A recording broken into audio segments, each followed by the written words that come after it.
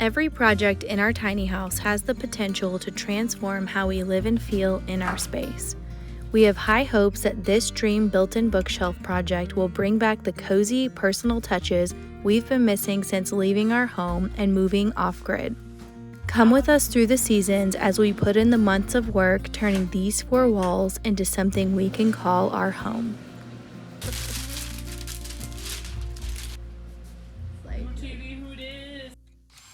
The first 2.5 years on our land was spent focusing primarily on the basics, but even from the beginning, we were brainstorming ways to maximize the use of every corner in our home. It's nice to get to a place where we can start working on projects like this bookshelf, as it will make our home look more finished. This project will provide us with a place where we can unpack our books and decorations that we've collected together over the past decade.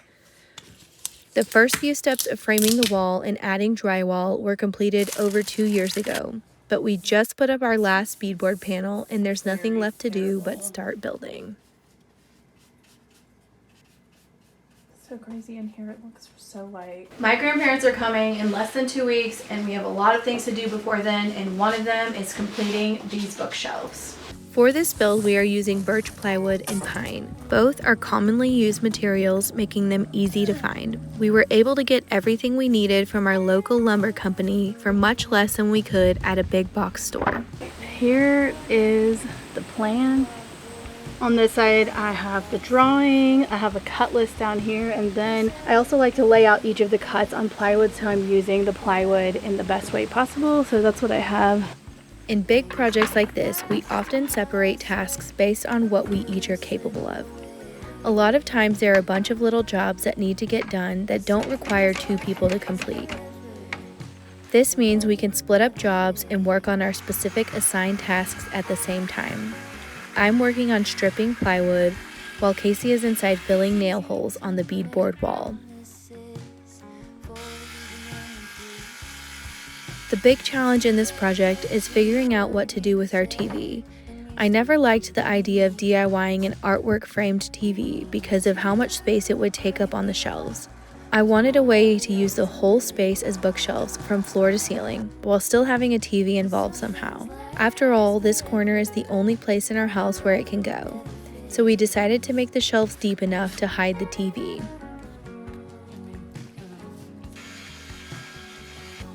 Over the years, I've acquired a few Craig tools, and if you plan on doing a lot of custom woodwork, they really make your life easier.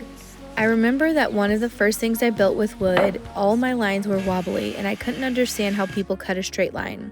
After doing some research, I realized no one really relies on a steady hand to cut a straight line because there are tools for that. These tools make it so easy to work with full sheets of plywood and make quick work of cutting them down to size.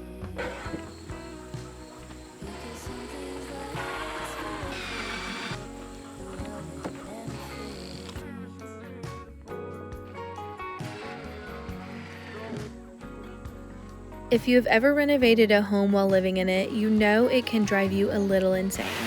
The constant mess, noise, and disruption make every project feel like an endless test of patience. This is magnified even more when the home is tiny.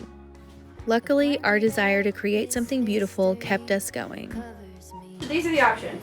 There's going to be a piece of wood here no matter what. Sure. So you either go a hole across the way right there, and then this is a tiny shelf, and there's a big shelf. That's Or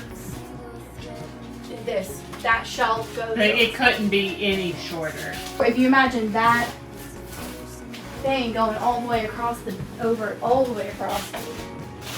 Casey wants a collection of these. Seeing the first shelf go up on the wall felt magical in a way. It was a reminder that we are here in this moment, figuring it out and making our own dreams come true. Oh my gosh! Wow!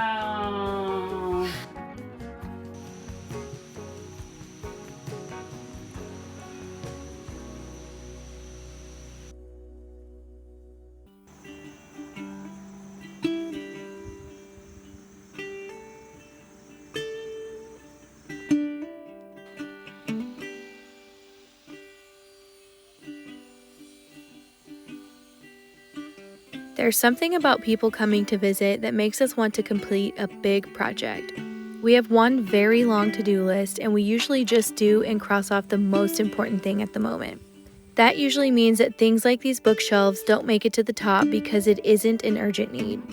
But as soon as someone says they are coming to visit, we pick something off the list that we would like done when they come. It's not necessarily the best way to do things, but we have accomplished big projects in small amounts of time in this way.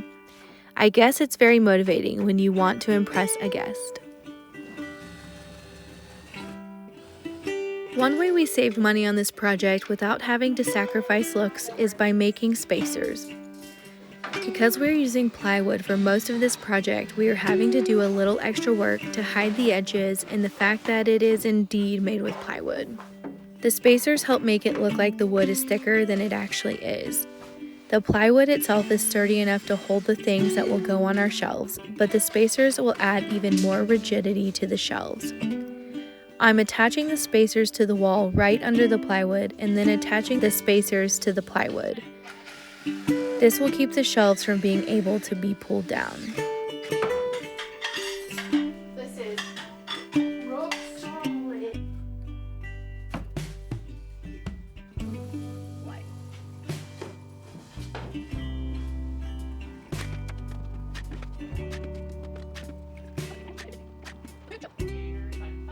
To cover it all up, I'm using a thin piece of plywood right under the spacers. This is purely to hide the spacers and create a more polished look. Plywood can sometimes give a more budget feel, but with a few simple tricks, it can look just as high-end as solid wood.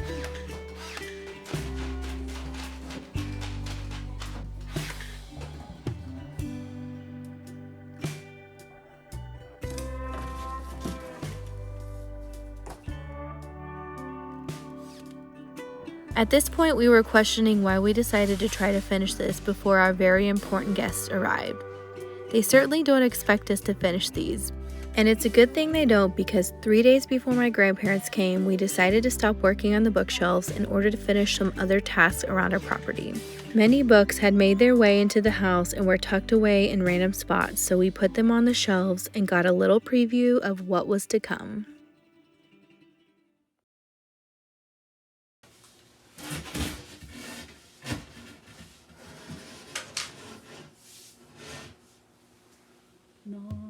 Spending time with my grandparents was a welcome break from this project because the next part was a mind bender.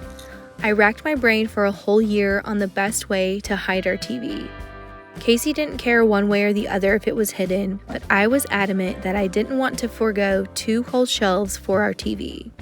This is a tiny home after all, and every square inch matters. The design I settled on is basically a second independent shelf that sits inside the built-in shelf, but in front of the TV. It is attached by a 2-foot-long piano hinge. I wanted the shelf to look just like it would if there was no TV there, so I took extra care to make sure that when the inner shelf closed, it lined up perfectly.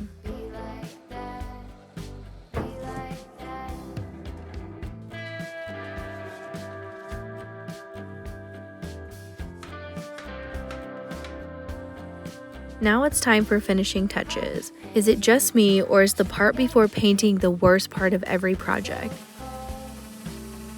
Filling holes and sanding is boring work that neither of us enjoys. We just want to paint. But it's these tedious tasks that will make a DIY project look more polished and professional, even if you're using less expensive materials. Taking the time to get the details right is what makes it feel high-end and gives it that custom look.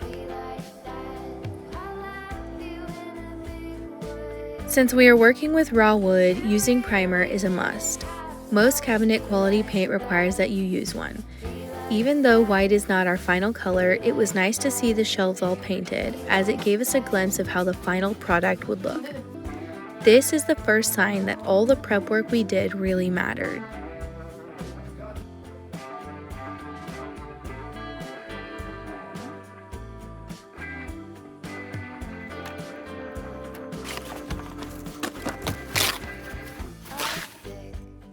The cabinet doors were sent to us, and we were so excited when they were finally delivered. We have made cabinet doors before, so we were very happy to not have to do that for this project. These doors came ready to paint, so they got a coat of primer too.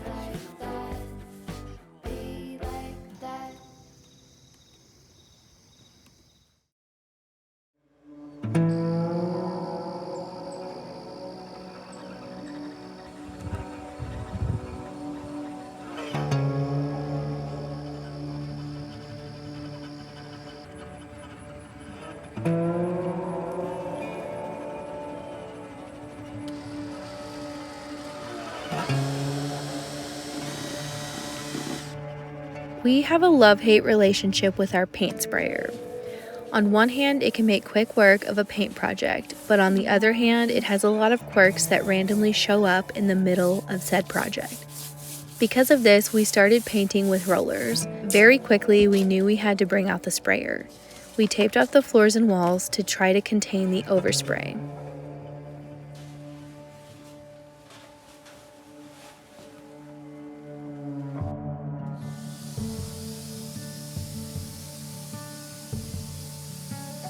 I just used the sprayer for our chicken run build, and I wanted to throw it away almost immediately.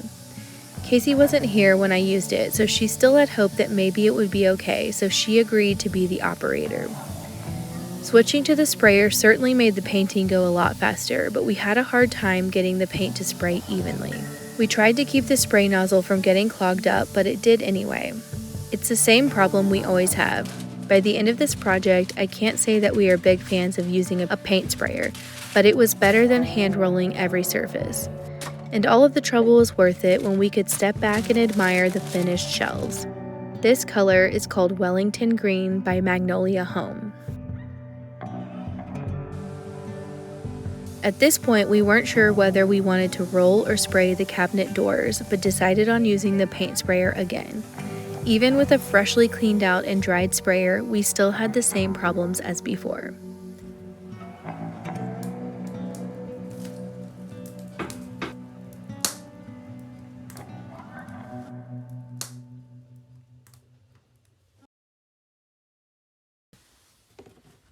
Even more.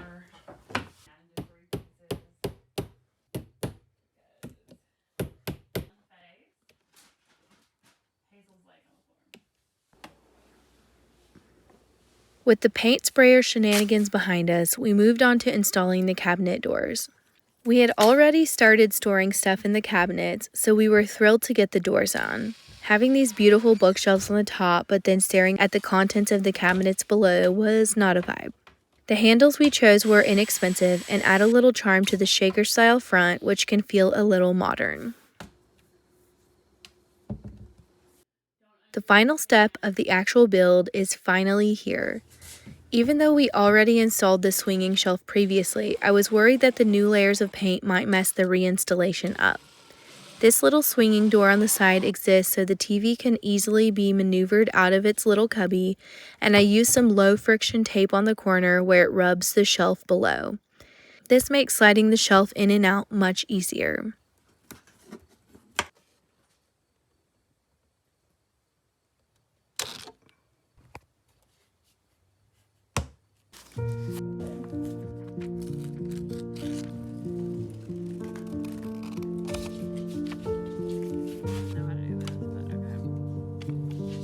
We had bought some cheap frames at my favorite junk store, but didn't have anything to put in them.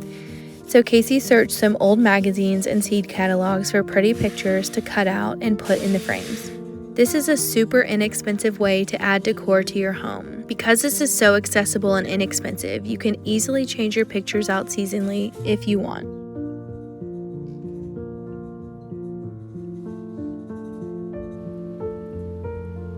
I cannot express how joyous it was to finally decorate the bookshelves.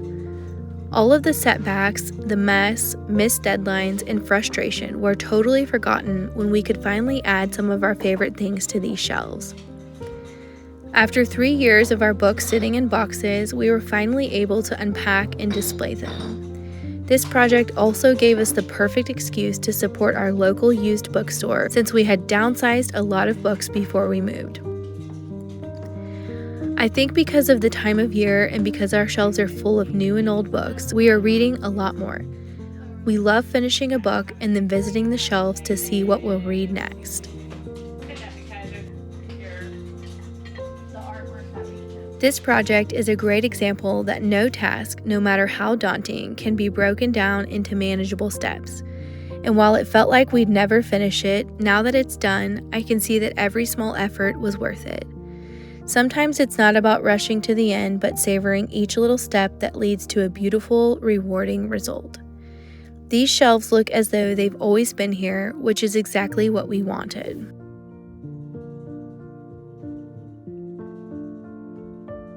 As we finish up this bookshelf project, I'm feeling a real sense of accomplishment. Not just because we've created something functional and beautiful, but because it's been a reminder of how much we can do when we commit to making our space reflect who we are. This bookshelf isn't just about storage, it's about filling our tiny house with pieces of our story. We're so excited to finally have this part of our house come together, and we can't wait to keep working on all the other projects that will make this space truly ours. Thanks for following along, and until next time, stay cozy and stay inspired.